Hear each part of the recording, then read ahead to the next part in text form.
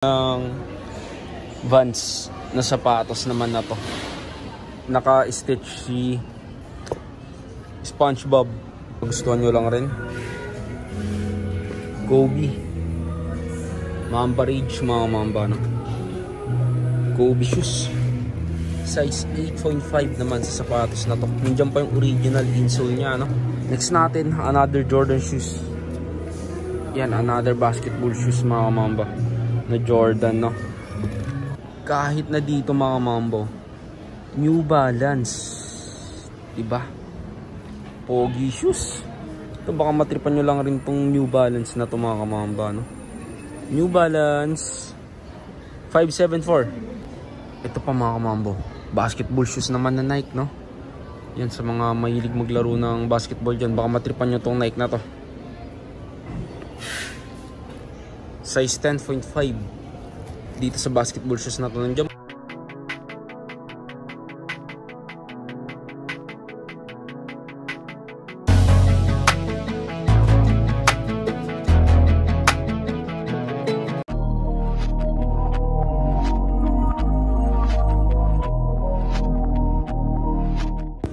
So what's up mga kamambayan, nandito na naman yung lingkod, Christian Paul Di Bugayo nga pala. So ngayong araw mga mambis, nandito tayo sa may Clayton, ukay-ukay mga mamba, no? Dito yan sa may LRT Monumento. Itong branch nila, 3rd floor mga mamba, no? Kasi may ukayan din sila sa baba. So bali ang dami na namang stock ng sapatos dito ngayon. Yan, naka new arrival sila. So bali biro lang ako, pakita ko yung stock ng sapatos nila dito ngayon. Let's go.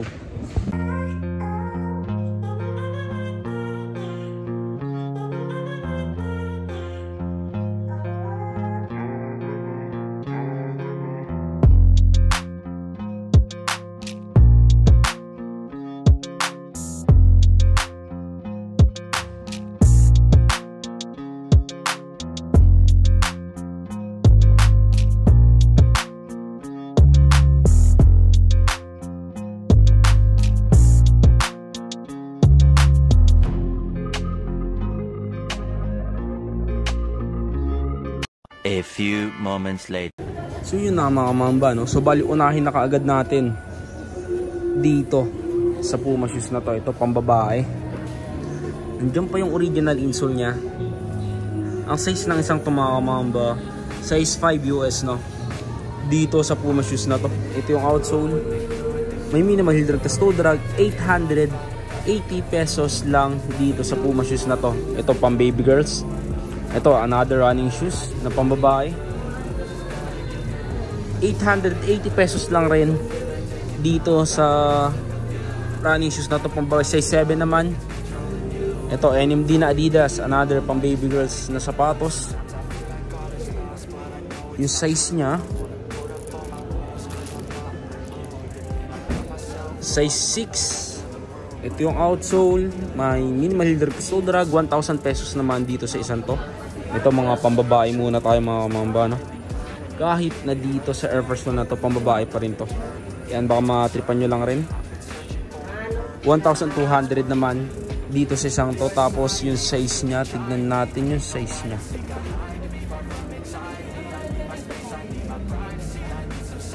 Size 5.5 US naman dito sa isang to. Yan mga mamba. Next natin, dito naman tayo sa ASIC na sapatos. Ito mga panlalaki naman na tayo, no?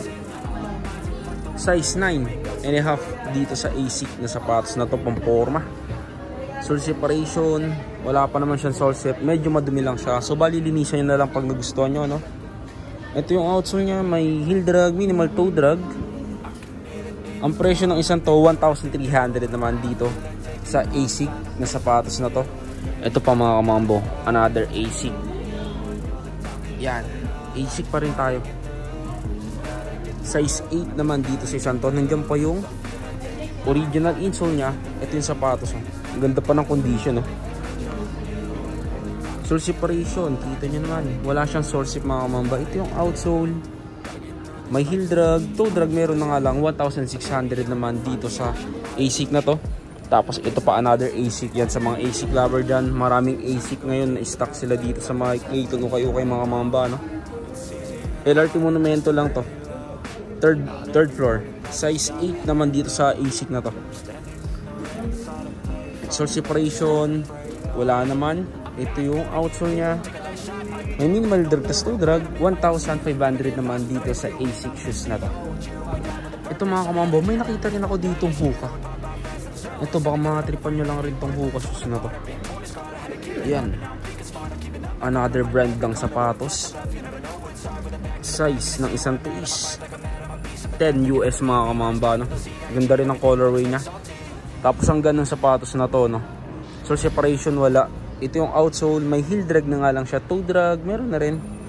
1,800 dito sa Hoka shoes na to. Baka makatripan nyo lang rin. Kahit na dito mga mambo, New Balance, diba? Pogi shoes. Ito baka matripan nyo lang rin tong New Balance na to mga kamamba, no? New Balance 574. Itong santo. Ganda ng sapatos na to. Yun siya. Nandiyan pa yung original insole niya. Size 8 naman dito sa New Balance na to. Ito yung outsole. May heel drag, minimal toe drag, 1,800 din. Tapos nakatahi na siya. Yan. Baka makatripan nyo lang rin tong New Balance na to. Nakatahi na tong isang to. All goods ng pangarak to. Baka matripan nyo lang rin. Ito pa mga mambo, another New Balance. Ito another pogi shoes na New Balance. Yan, sa mga New Balance lover dyan, ang dami ring magagandang colorway ng New Balance dito. So okay na to, ang daming naligaw na New Balance, no? Baka matripan nyo lang itong mga ipinapakita ko. Size 9 naman dito sa isang to. Yun yung sapatos, oh. Diba? May sole sip na nga lang siya dito sa may heel area, ay sa may toe area nya. Sole separation sa side, wala naman, no? Sa may toe area lang. May heel drag na nga lang, toe drag. Meron na rin. 1,800 din dito sa New Balance na to. Ito pa mga kamambo. Baka matripan nyo lang rin itong triple black naman na Nike Presto. Yan. Nandiyan pa yung original insole nya. Yung size naman ng Nike Presto na to mga kamamba, hindi ko makita yung size ng Nike Presto na to. Yun lang, hindi ko alam kung saan napunta yung size tag nya. Pero sa tingin ko mga size 9 to 8.5 dito sa Nike Presto na to. Yan yung sapatos. Triple black na Nike Presto, 1,800 din dito sa Nike Presto na to. Ito pa mga kamambo, basketball shoes naman na Nike, no? Yan sa mga mahilig maglaro ng basketball dyan, baka matripan nyo tong Nike na to. Size 10.5 dito sa basketball shoes na to. Nandiyan pa yung original insole nya. Ito yung outsole, halos wala pa siyang upod, oh. 2,500 naman sa isang to. Sole separation, wala pa siyang sole sep. Yan, all goods na all goods pa tong air overplay na to. Air overplay, yun. 2.5 sa isang to. Size 10.5. Ito mga mambo, ang ganda ng Vans na sapatos naman na to. Naka-stitch si SpongeBob. Yan, medyo small size nga lang siya, no? 5.5 men's, 70. Size 7 naman sa pambabae, no? Nandiyan pa yung original insole niya. In SpongeBob collaboration talaga siya, no? Kasi nandiyan pa yung insole niya, SpongeBob yung nakalagay, oh. Ang as nito, diba? Pamporma, oh. Pangharabas, pwede. Ang ganda rin ng materials na ginamit sa kanya kasi suede materials yung ginamit sa isang to. Ito yung outsole niya. May minimal heel drag, toe drag. 1,000 pesos lang dito sa SpongeBob X Vans na to. Yan mga mamba. Next natin, dito naman tayo sa may Air Force 1.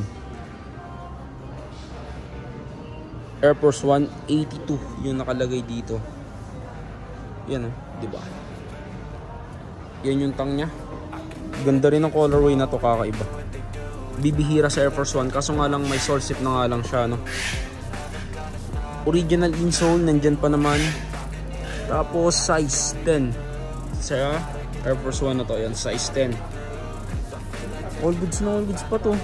Kahit na may sole sip yan, nakatahi naman siya, no? Tapos ito yung outsole. May heel drag, toe drag, minimal lang. 2,300 naman dito sa Air Force 1 na to.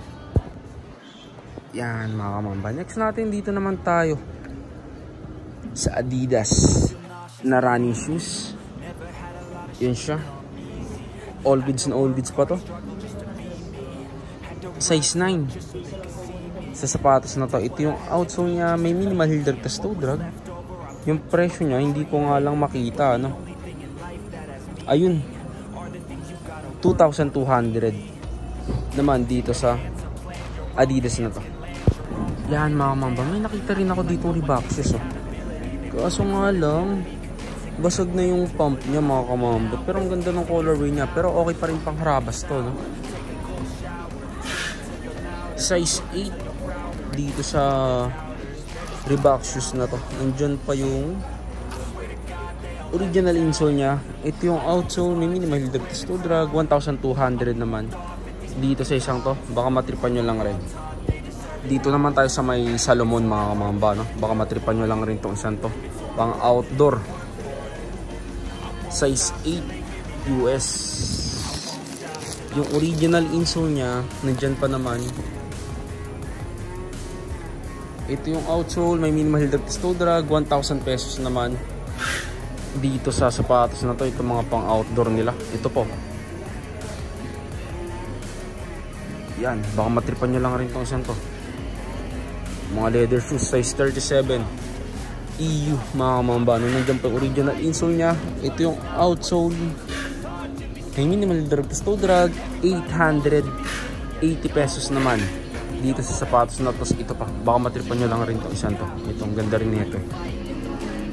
Columbia naman. Size 7 dito sa Columbia na to. Nandiyan pa yung original insole nya. Ito yung outsole, may minimal drag tas toe drag. 880 pesos lang rin dito sa Columbia na to. Kahit na dito sa sapatos na to, baka matripan nyo lang rin siya, no? Timberland naman tong isang to. Size 8 US sa Timberland na to. Another pang outdoor, 880 pesos lang rin sa sapatos na to. Nandiyan pa yung original insole nyo. Yan, baka matripan nyo lang rin. Yan mga mamba. Next natin dito naman tayo sa basketball shoes na to. Sapatos naman ni Kevin Durant, no? Ito, baka matripan nyo lang rin. Size 10.5. Andiyan pa yung original insole nya. Ito yung outsole, may minimal heel drag tas toe drag. 2,800 naman dito sa basketball shoes na to. Ito siya, baka matripan nyo lang rin, no? Yan mga mamba. Next natin, another New Balance. Yan, another pamporma na sapatos. Nandiyan pa yung original insole nya. Yung size naman ng New Balance na ito mga mamba, hindi ko makita yung size nya, pero big size eh. Siguro mga size 11 dito sa New Balance na to. Haba, oh. May gitisang dangkal ko yan. Ito yung outsole nya, may minimal heel drag to drag. 2,500 naman sa sapatos na to. Ito pa mga kamamba, baka magustuhan nyo lang rin.